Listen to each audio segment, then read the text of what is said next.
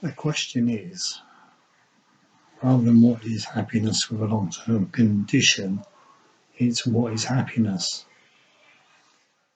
And we've ended up in a society where we search for happiness all the time. We displace the responsibility for it. We go looking for it in films, YouTube, in other people, in social media of all sorts. And the happiness drug demands ever increasing feeding. You need more and more to make you happy. And if you get to the root of it, happiness is really, really simple. It's very personalised, and it's the things that make you happy as a person.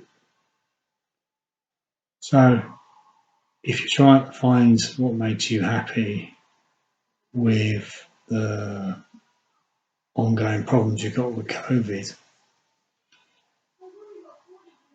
you need to start looking at yourself as a person. And some of the things that make you happy don't have to be big things. Best advice I ever read was to sit down and write down, spend some time with pen and paper, writing out the simple things in life that make you happy. And I figured out that for me, watching the sun go down or watching a sunrise, it sounds very cliched, but they're things that really make me quite content inside. Sitting down somewhere watching the rain come down, that gives me peace as well. Having a really, really hot shower. And they're not remarkably expensive or challenging things. They're just small things that make my life, for me, worth living. And I could go on, but I'm not going to, because it's not about me, this is about you. So my advice to you is to sit with pen and paper and start figuring out what you've got left in your life that makes you happy. And I'd say, for the love of God, don't put down that, mountain trekking, because that's in a sense been very unrealistic. You need to be realistic with the smaller things. You can't go on a trek to Everest every weekend. What you can do is find those little things like sitting down having a cup of coffee, reading the paper. That gives you contentment, and that's what you're looking at.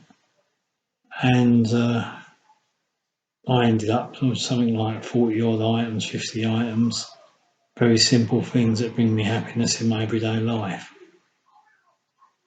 It's worth doing, and it's also worth maybe sitting down with pen and paper and trying to figure out what the good things are and what you've still got to appreciate. And again, do a list of things that are worth appreciation in your everyday existence. If you need reminding, I'd sit down and look at that list and redo it every day, because when you're in the crap storm of depression and everything else with a long-term chronic condition, it's very, very easy to forget all the things that you're really, really lucky to have. I'm sitting down at the moment listening to my children, listening to some terrible music thing on Netflix, and I try to appreciate them every day, not the music thing, the kids. I stop and look at them and almost breathe them in, because in 20 years' time they probably won't be here and they'll be somewhere else. I might not be here. So an example of a small thing was writing our names in some small piece of concrete we had laid yesterday. And that almost brought tears to my eyes, because it was one of those strange things where I thought, in 30 years I'll probably be gone. And that piece of concrete will still be there. And hopefully my daughters will remember coming out to write their initials in it with me. So that's not a big thing, and that's not a big physical thing either. It's a very small thing that had meaning to me. And what I'm really saying is try and figure out what the things are that have meaning to you. And that will give you back some sort of quality in your life. And that's really the goal of it.